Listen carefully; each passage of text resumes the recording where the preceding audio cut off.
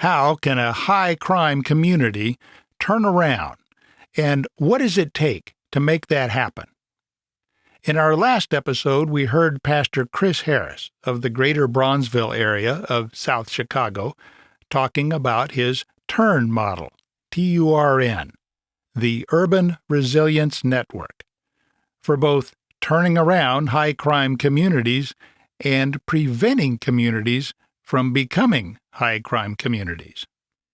In this episode, we learn about a key component of that model through a conversation with Deana Perez, the clinical director of the Behavioral Health Unit of Bright Star Community Outreach, through which Pastor Harris and his team turn vision into reality.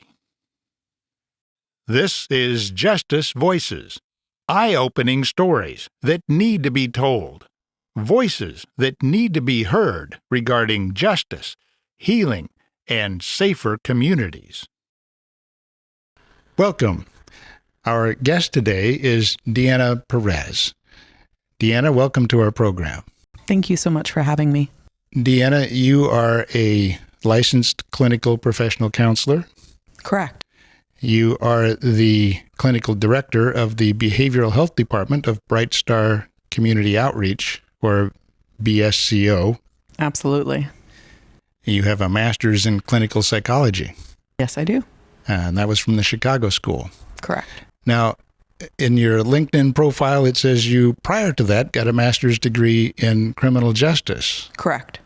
Now, that's interesting that you would get two master's degree in that progression. What led you first of all, what led you to seek a master's degree in criminal justice?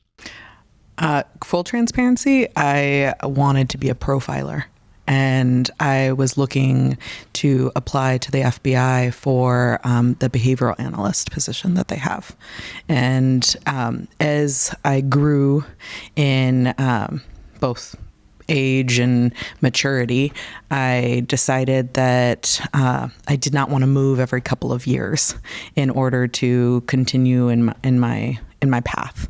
So when I went back and got my second master's, I decided that I really enjoyed the one-on-one therapy style that I learned, and I continued in that.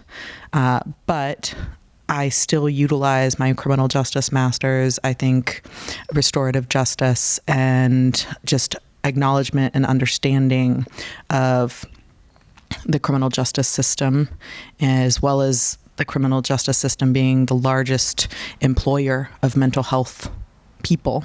I like having that as a context to my engagement. It seems to me, in the path that you've chosen, that is a really good combination of degrees, academic background, qualifications. You mentioned restorative justice. Now, those who have listened to this podcast have heard me say many times that one of the most fundamental things we need to do in improving our criminal justice system is to move from a punishment paradigm of justice, punishing the perpetrator of harm, to a problem-solving paradigm of justice. Mm-hmm. And by that, I mean problem-solving for resolving, to the extent that it's possible, the problem that led to the perpetrator of harm committing those criminal acts, but also those criminal acts created a problem, harm, for victims. Mm-hmm. And so it's not justice if it's not justice for the victims. Correct. Not just for society in punishing a perpetrator of harm.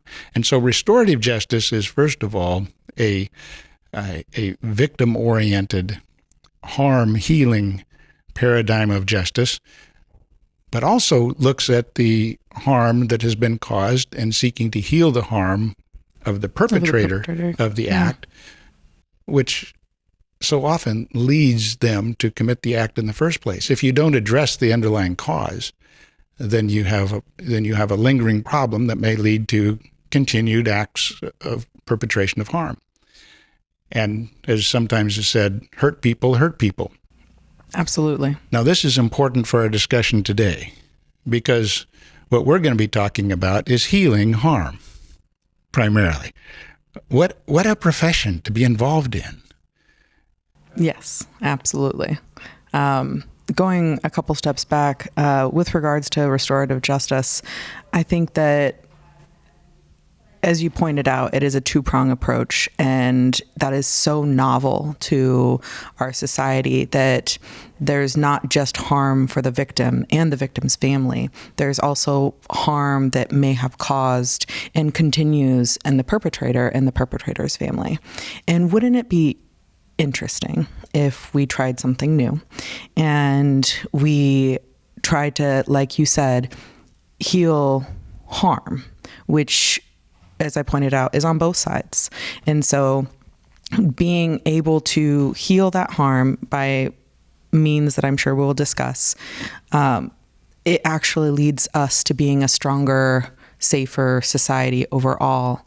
And if you want to look at it this way, costs less in the long run, because hopefully that means that perpetrator will not perpetrate again. And hopefully that means that the harm that caused that perpetrator to do so is closer to getting fixed, so their family is less likely to perpetrate in the future. And so I find that when we have conversations about turning theory into function, a lot of people struggle with why that's so proactive. I love being proactive as much as possible, but the bottom line in trying to get projects and agencies paid for is money. And I think that's where people like me and the providers, we don't like to think about that. We want to help people.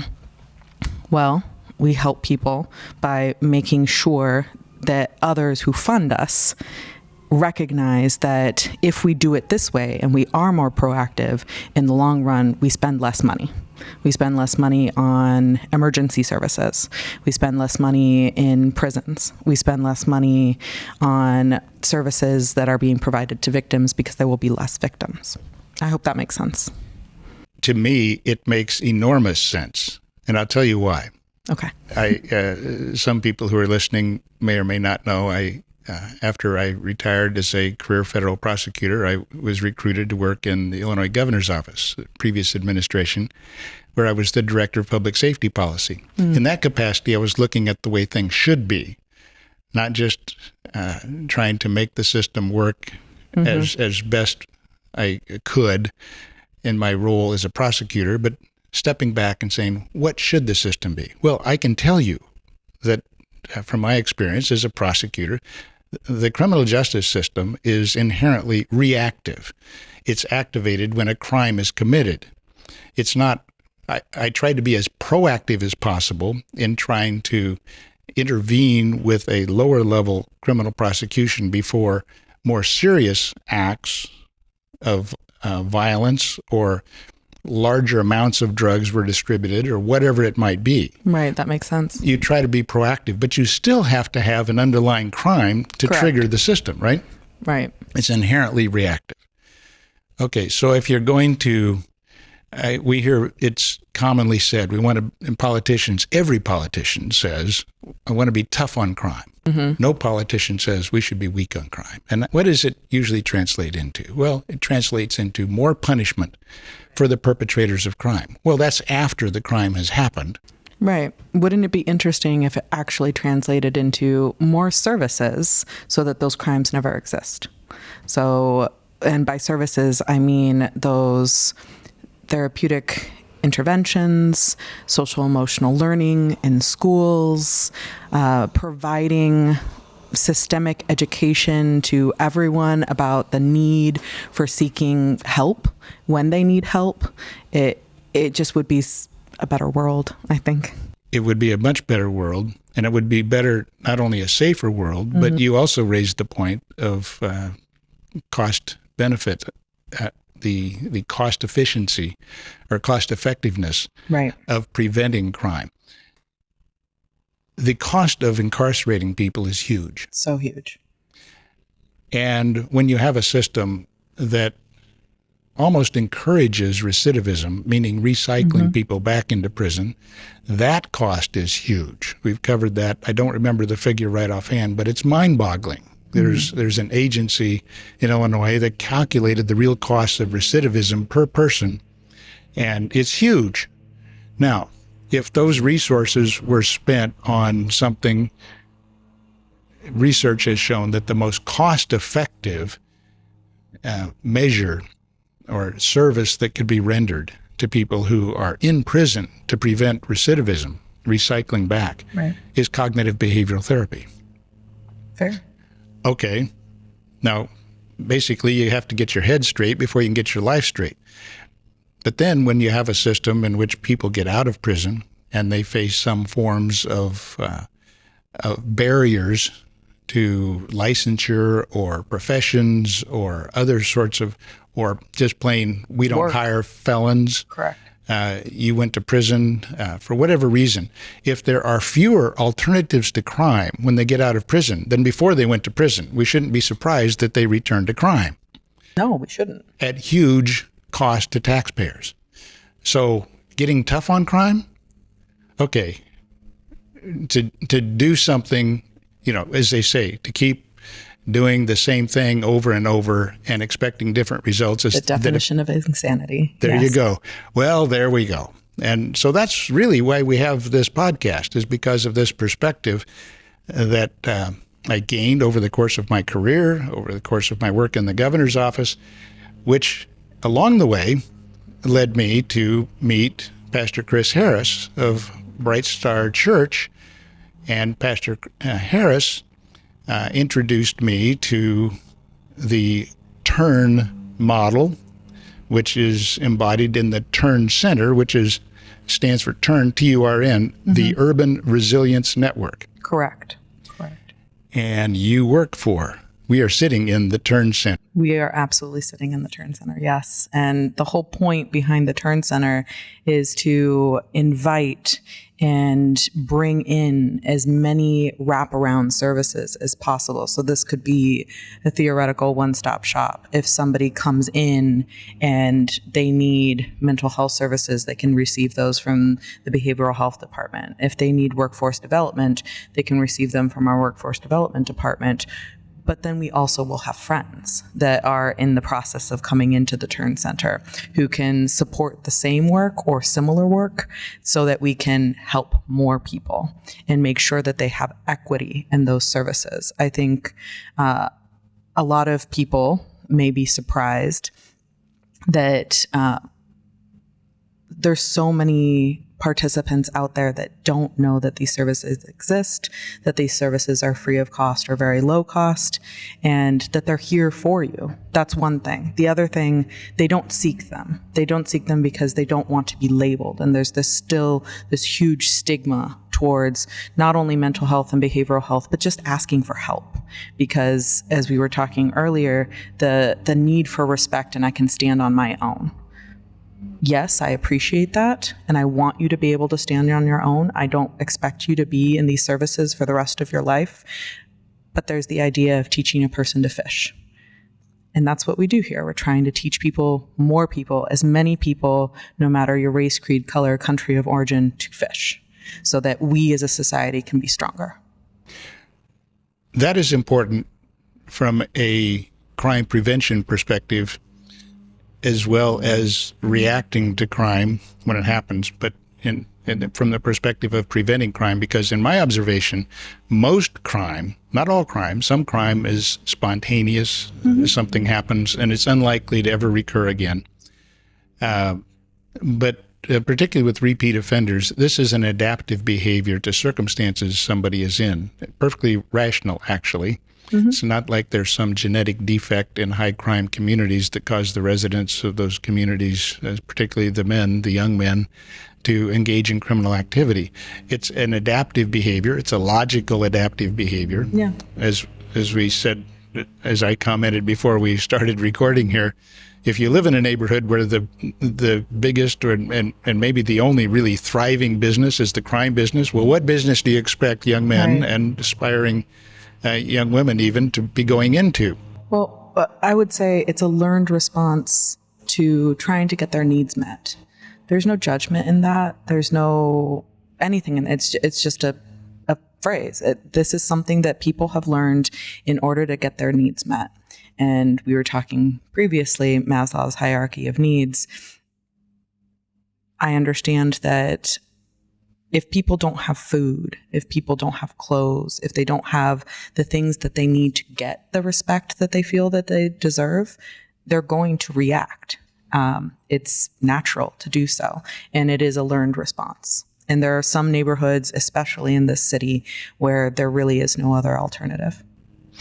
What impresses me, or one of the things that impresses me about the Bright Star approach, and is the idea that if you want to change behavior in a community, change the community, change the environment in the community. If there are very few alternatives to crime as a means of thriving and progressing and gaining respect in a community, people will turn to that. If there are alternatives to crime, to both thrive economically or get by even economically, and to gain respect, community respect, well, then people will be more likely to turn to that.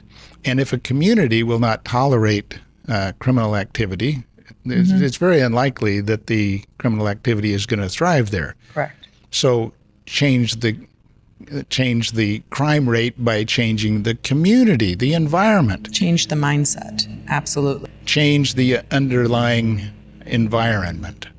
And one of the things that is a theme that developed in the interviews that I've done, the conversations I've had as part of this podcast in the past, a theme that is developed is that the role of trauma as both a driver of crime as a reaction to trauma, particularly chronic trauma experienced in early years, and trauma in the form of violence, be it domestic violence, violence experienced at school, on the way to school, on the way home from school, violence in the community, violence to friends, violence to loved ones, violence to self. This chronic exposure to violence breeds violence. Not only that, there's the concept that if you are in that type of environment for prolonged periods of time, you are never out of the flight or fight response, flight, fight, or freeze. So imagine a young person growing up in that type of environment and they're never actually out of flight or fight. And that changes you. That changes biologically the levels of cortisol, the hormone that is secreted during that. But it also changes you psychologically because you're always being hypervigilant. You're always looking behind your back and wondering what could happen. You're anticipating bad instead of wanting good. And it takes up so much of your mind space that it is only natural, as you've put it, that people seek different ways to get out of that. Another point there that I wanted to make, trauma is so insidious. And one of the reasons that it is that is because it doesn't really breed a lot of criteria. You don't actually meet full criteria for PTSD or trauma until your body feels safe. And I've seen it so many times.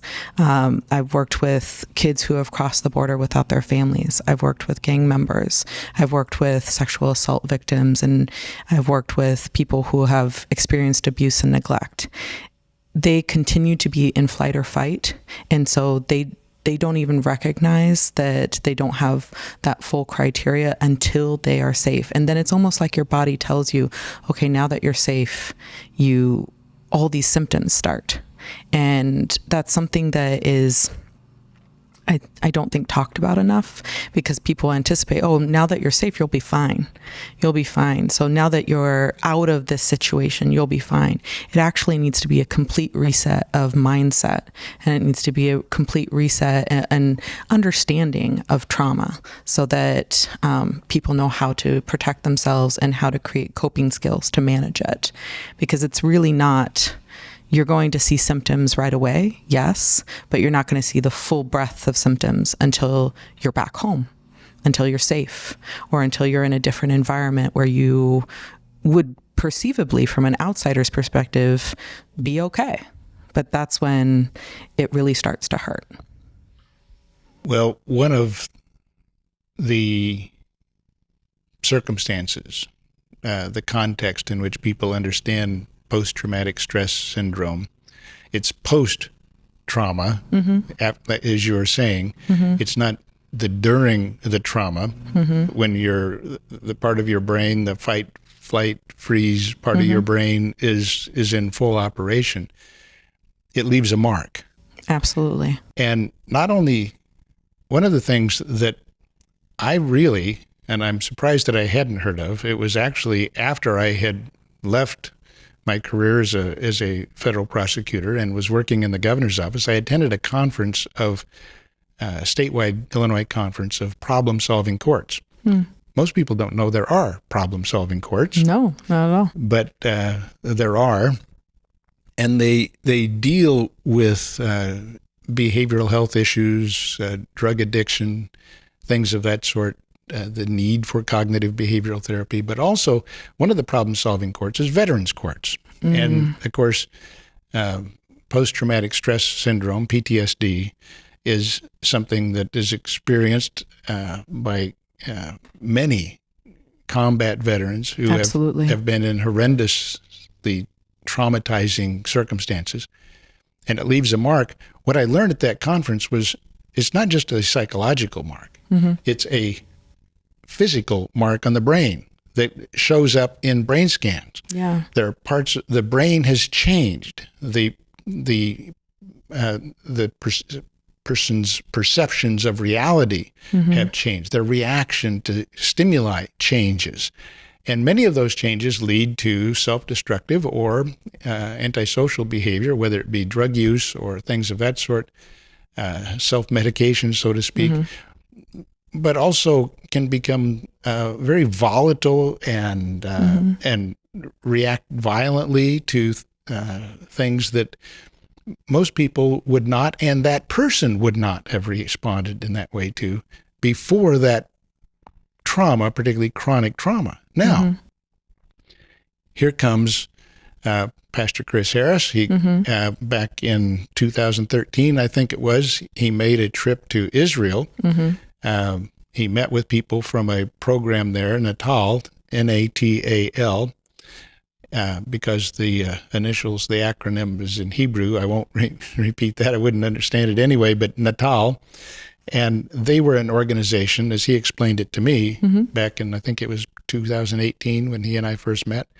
This was an organization that was helping people deal with and treating trauma in victims of terrorist attacks. Correct. And he invited them to come here to Bronzeville and teach staff and community members these principles of dealing with trauma, help people cope with trauma, heal from trauma, and started extending those services through the TURN program. And as a result, or as an objective, would be to try to prevent crime by heading it off at the pass. If you have a child in school and teachers have identified behavior they're acting out, and instead of saying punishment model, this kid needs an attitude adjustment, and instead trauma-informed response, these are some of the first signs of a process of violentization, and we need to nip this in the bud by providing these services up front. If you can do that, then you prevent crime. But then you also have the people who committed the crime, the victims of crime, all these people. This is a common need for trauma-informed care along this whole continuum. Absolutely. So can you talk to that? Absolutely. So one key part of the NATAL model that I want to make sure we discuss is one of the reasons that I joined this team, because I thought it was such a appropriate, and I couldn't believe that we hadn't thought of it before, response. So many people may or may not know people of color don't seek mental health services for a variety of reasons, mostly stigma. They don't want to be considered crazy. And so very few will come to somebody like me, a licensed clinician. They will much more likely speak to their priest or pastor. And that would be their starting point. And the NATAL model has room for that, in fact. And so we not only trained staff and advocates, we also trained pastors to make sure that if that was your starting point, so it's very participant forward, meaning we try and meet people where they are. And if they want to speak to a pastor first before they are assessed that maybe they need a little bit higher level of care, then we have that ability. And it is much more welcoming in my mind, and it acknowledges that everybody starts their path at a different point. And sometimes that means I need to talk to somebody who is a little bit more spiritual. And then we do have a number of pastors on staff. All of them are trained we have a 12-month training schedule. Everyone is trained in trauma-informed care. We're trained in a variety of strengths-based, focused engagement and assessing. I'm not going to go through all of our 12 trainings, but as a result, they know when it's become clear that they may need to go on and work with somebody who is more clinical. But at that point, we have the relationship, and we can tell the participant, you now know, we know you're not crazy. We know that that you just need a little bit of extra care, and that's okay. And that's such a more appropriate handoff than just throwing them into a clinical caseload, in my opinion. And so that's one of the nicest things that I enjoy about NATAL is it's very focused on the participant in that way. And because people of color struggle with understanding that behavioral health is part of physical health, that it's a continuum, it's a mind-body connection. And if your mind is broken or hurting, your body can break and hurt, or vice versa. And so just trying to get that information to people of color to let them know that it's okay to ask for help, that we have a variety of different types of staff. And if one does not work for you, we can find somebody else that will work for you. So very strengths-based and very participant-focused in that sense. Are there any gender differences in the willingness of people, whether it be people of color, people in Bronzeville, or anywhere else in the course of your studies, your professional studies, to seek professional help of the sort that you're talking about? Men versus women. I've been placed in situations where it's been pretty equal for me. And I know we're not supposed to say this, but everybody has a favorite population that they like to work with. As a clinician, my favorite population is angry teenagers. I love angry teenagers. They're like M&Ms, that hard candy shell, and inside is that gooey chocolate, and they're just looking for family. They're looking for care. They're looking for that one adult that genuinely cares about them and their success. And unfortunately, in so many families, they don't receive that. But for me personally, no, I have not seen it be more male or female. I have seen it be more about what is normalized for you. And so generally speaking, in white society, it's very normal at this point. Maybe it's not. It's my perception. But it's more generalized that, oh yeah, I have a therapist. I talk to a therapist, and you'll even go out for a cocktail with your friends and you'll say, oh yeah, I saw my therapist yesterday. But in Hispanic culture or in other people of color cultures, that's not as normalized. And there's still the stigma of, oh, I can't talk about this because then people will perceive me in a way that I don't want. To your point, a lack of respect. They will feel less respect. And if that's what you're working towards, you're obviously not going to put yourself in a position to be more vulnerable.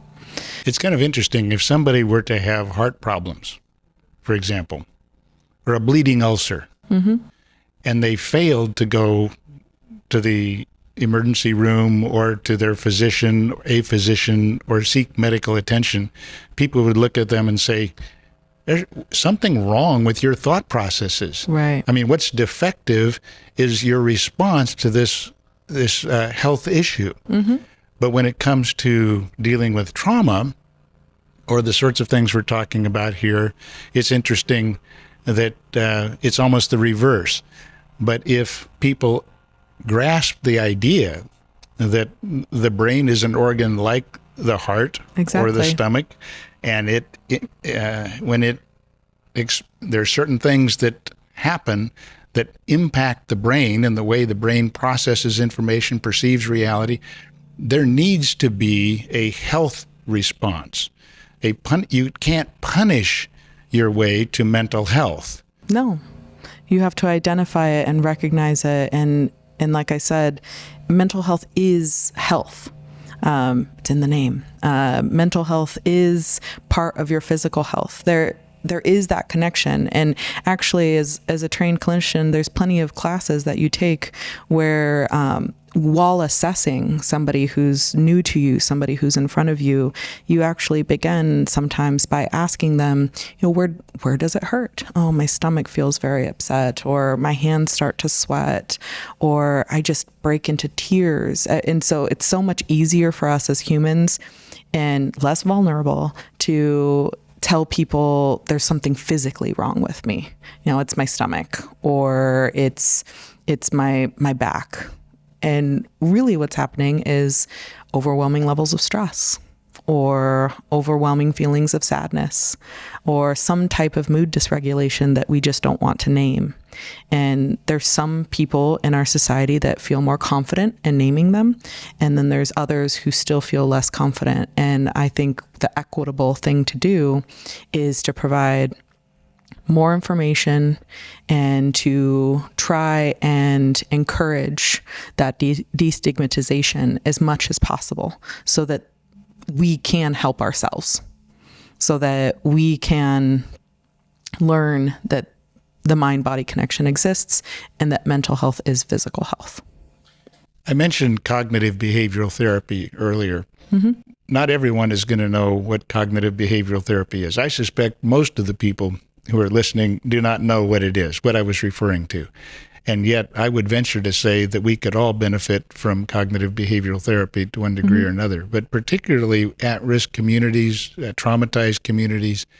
I mentioned, the incarcerated community, people who have gotten out of incarceration, returning citizens, people who are in an environment in which they feel they need to turn to violence to survive, as there's a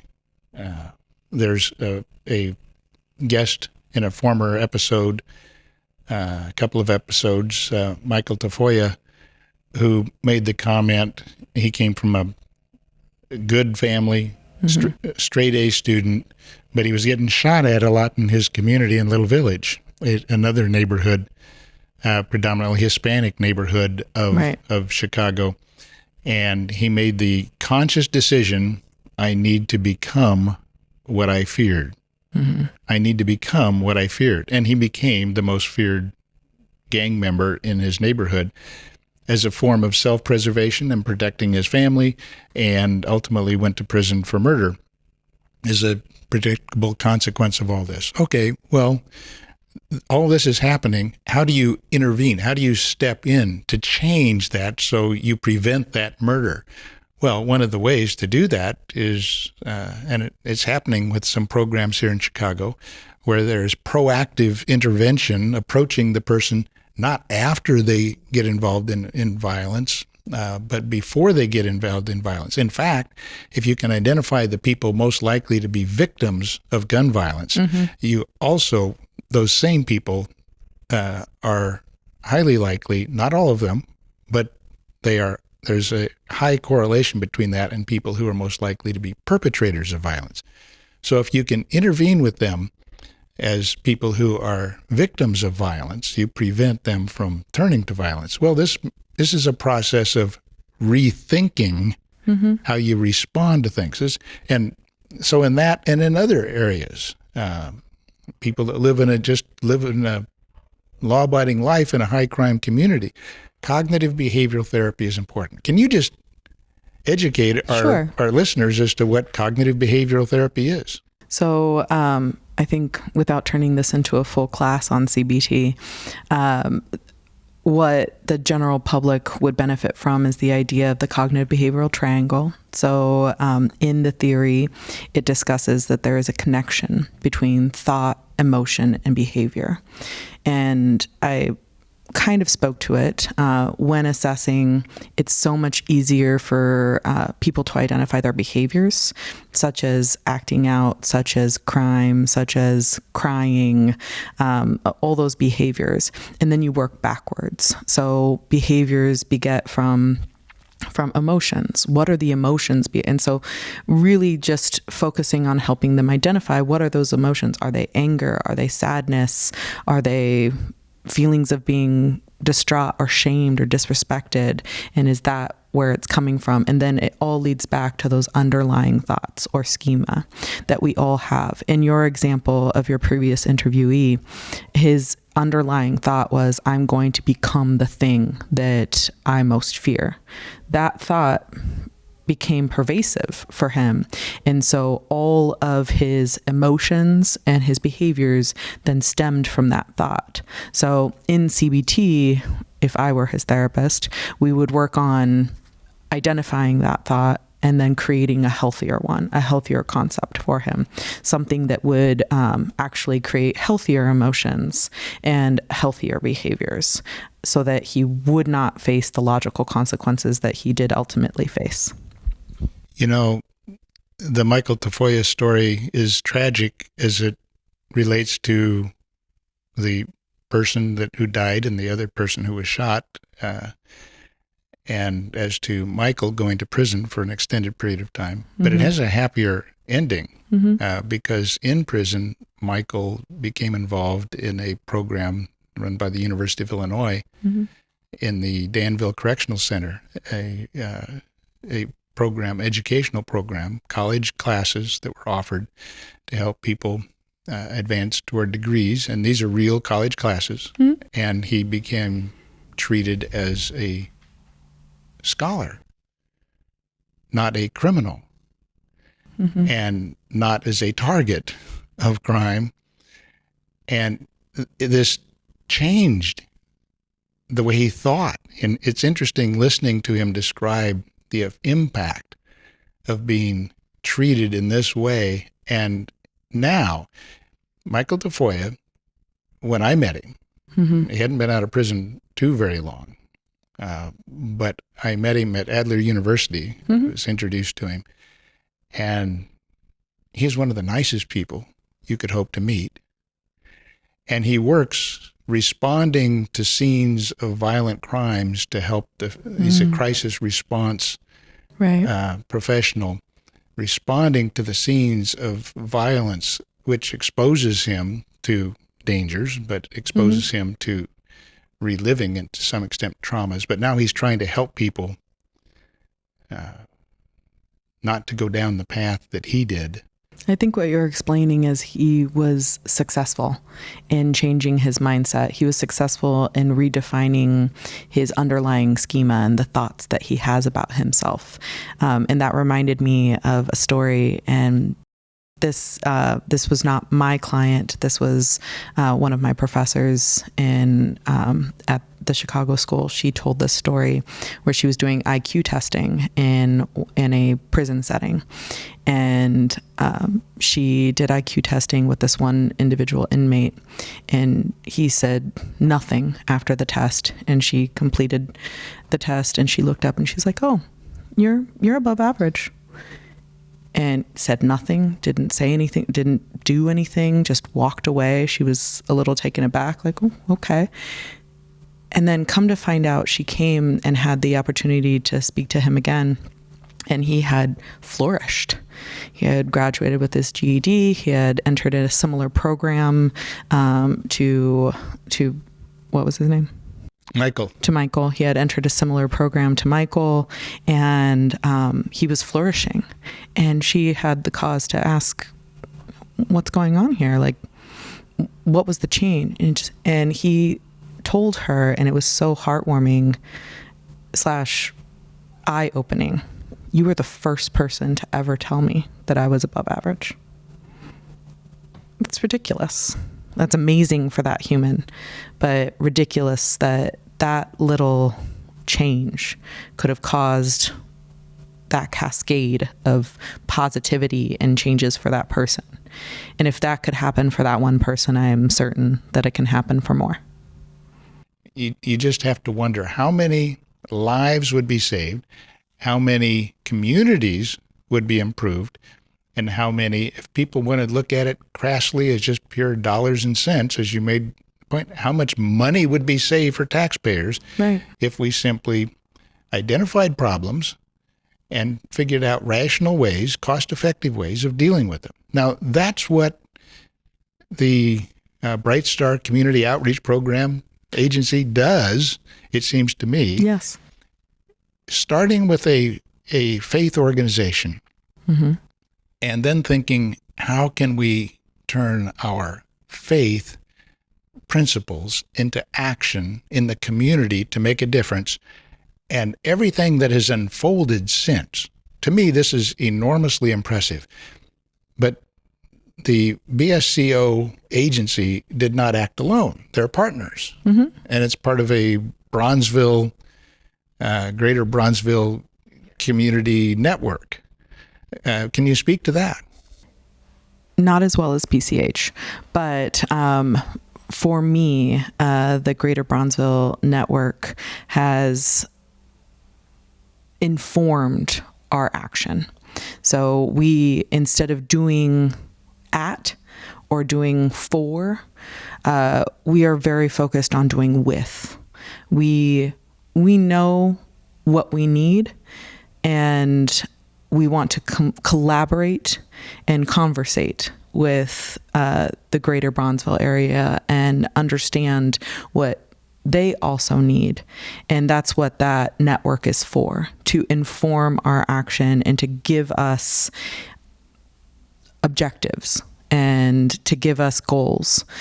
So they informed us they wanted this type of support.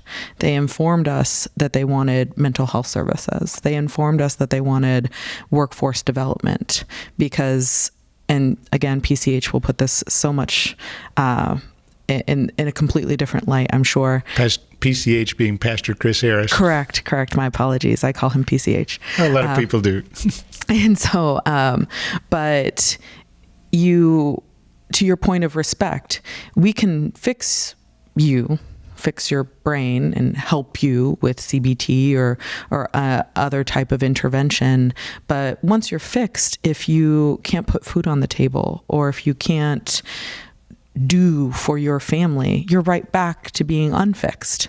And so the T&T, the trauma and training, really go hand in hand in the T&T and C&C model so that we can help create and sustain the neighborhood rather than do at the neighborhood. And we do this as much as possible with the voices that inform us rather than at them. Government solutions are usually directed at a community, but the community itself working together and seeking the resources that they need is, you end up with organizations like your own that are working with a community as part of the community. Now, you mentioned a T&T and C&C. Correct. Okay, what's that? T&T and C&C is trauma and training, and then community collaboration and conversation. So those are the 4 tenets of BSCO. So trauma is the behavioral health department, focusing on being proactive as well as if something happens, helping you in the present, and then working towards a healthier future, destigmatizing mental health and encouraging people to seek the equitable services that they deserve.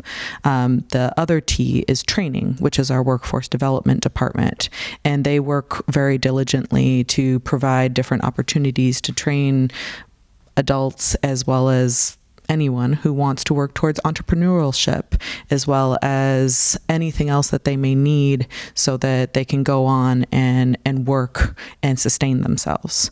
And then the community collaboration and conversation that comes in with our development team, as well as our work with the GBCAC, the Greater Bronzeville Community Action Council, and the Greater Bronzeville Network of people that I've mentioned that really inform our work.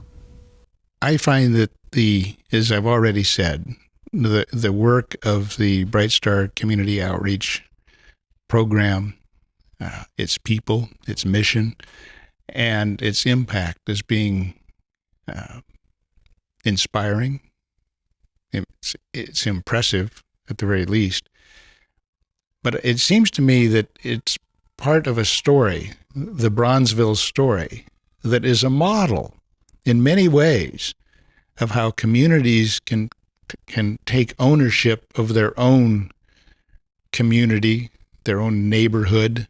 Bronzeville being a historic, culture-rich, identity-rich neighborhood of Chicago, for those who may not know, and saying we are going to be masters of our own destiny in our community. We're going to rebuild, reform, reimagine, recreate Bronzeville.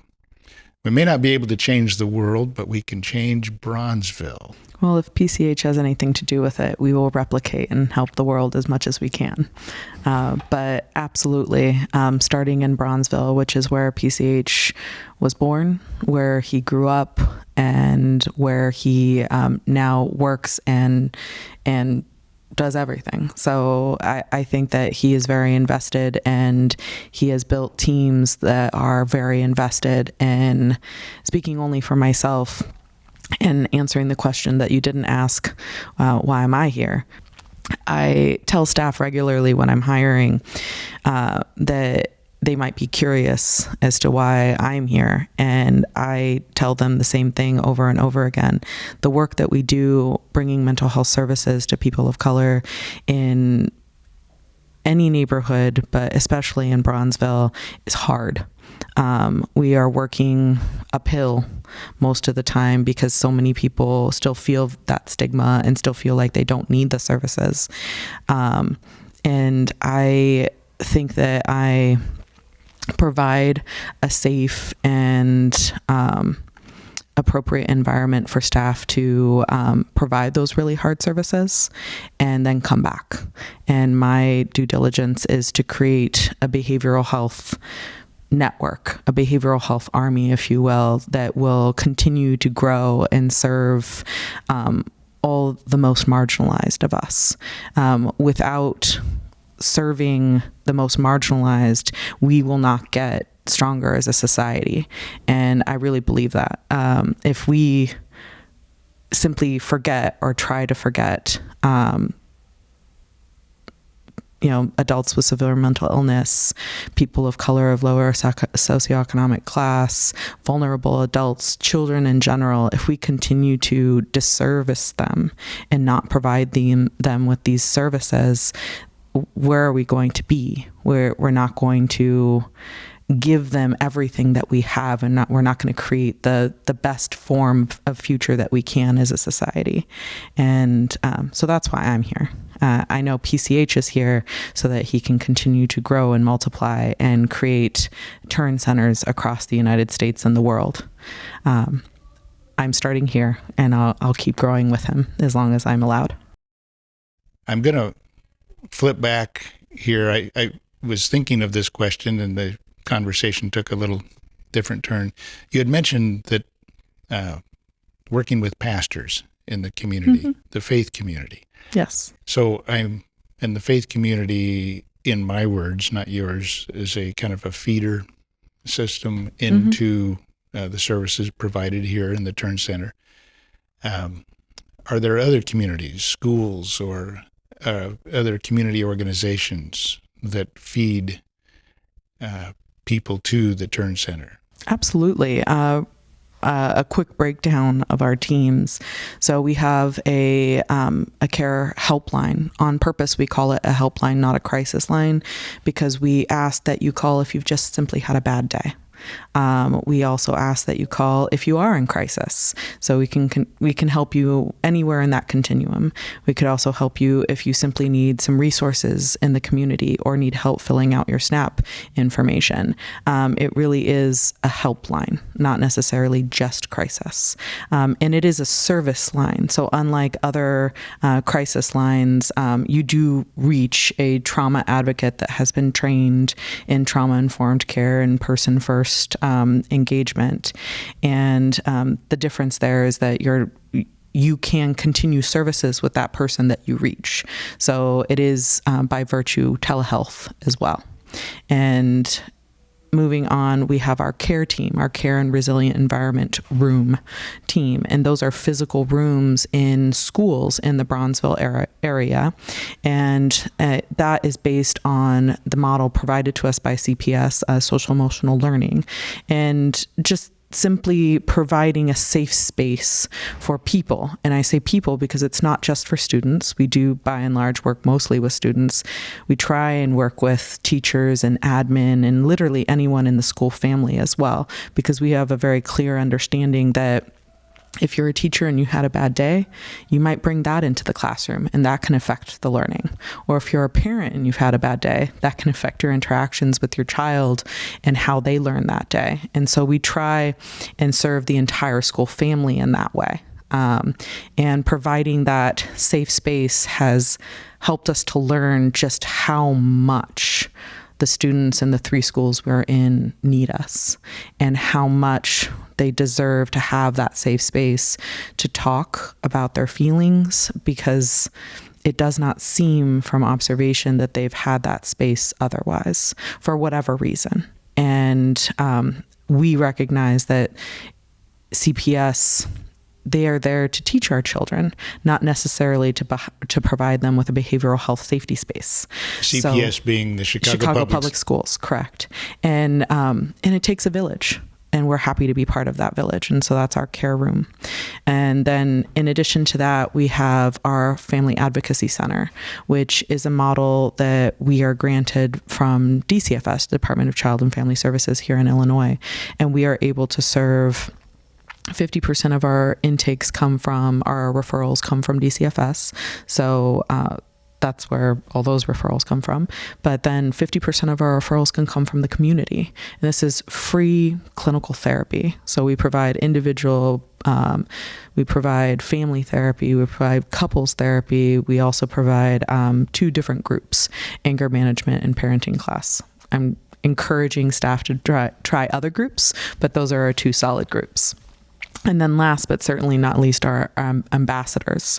And our ambassadors are community ambassadors. They are our engagement team that goes out into the community, and they actually inform the public and bring referrals in about our services. But they actually have 3 different things that they do. So they will go and inform the public at various events, and they will provide swag and bring referrals back into the department, but they will also actually do direct service. So if it happens that they're out in the community and they are working with a hospital system, or they're working with a old folks home, or they're working with a school system that has recently had some community violence nearby, we will reach out and we will ask, would you like some type of trauma-informed care series, meaning groups, so 5 to 10 weeks of curriculum that we develop individually for those entities.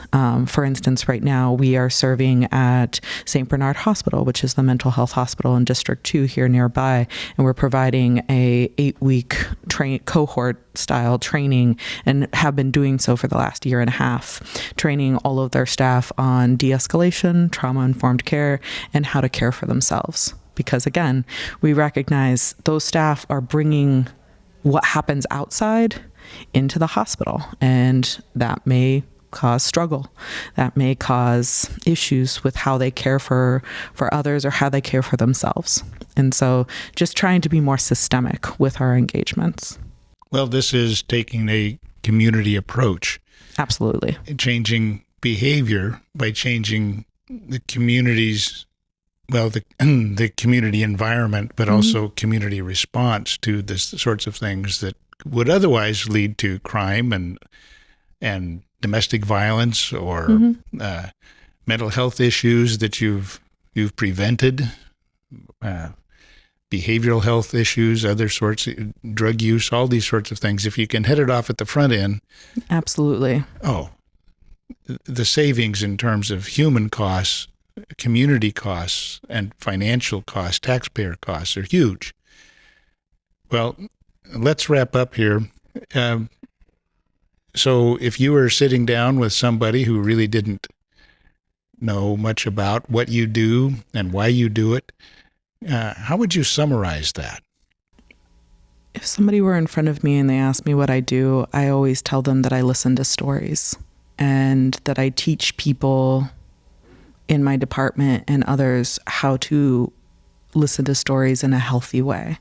And the reason I stipulate that is because it does take a toll on yourself when you're listening and when you're aiding and when you're helping with community trauma and personal trauma. But it's also incredibly gratifying to be able to help people re-identify themselves and identify that resilience that is inside of all of us. And so, I listen to stories and help people identify their resilience. Powerful. Now, you mentioned a helpline. What is that number? It's 833-TURN, TURN 123. Could you repeat that? 833-TURN 123. Now, also, there is a website, brightstarcommunityoutreach.com. Correct. That's all one word. All one word, all lowercase. Yep. brightstarcommunityoutreach.com. And I would encourage people to go to that. I think you'll see a model and approach to changing a community and changing lives in the community, working from the community up. Not necessarily, certainly accessing resources that are available through the University of Chicago, Northwestern Hospital, and United Way, Chicago Public Schools, the Chicago Police Department. In fact, I even understand from Pastor Harris that there are police officers who seek services. Yes. And because it's a very traumatizing profession. So, yes, it's not all community up. There are other resources that the community can tap, and this combination that is really community-driven is what makes the other resources actually have the impact that they would hope to have. But without that, I think that it's pretty much at naught to be trying to change communities through government alone or any of these other sorts of things acting alone. Well, when we spoke earlier, it really does take a village, and government alone, education alone, mental health alone, physical health alone, those are all just different parts of the whole. And so we do really need to be unified in trying to help if we expect change. Deana, it has been a pleasure to talk to you. Thank you very much for sharing with us. Thank you so much. I appreciate you. Thank you for joining us for this conversation. Is it possible to turn high-crime communities around? Yes, as Pastor Harris described in the previous episode, and Deana Perez does in this episode.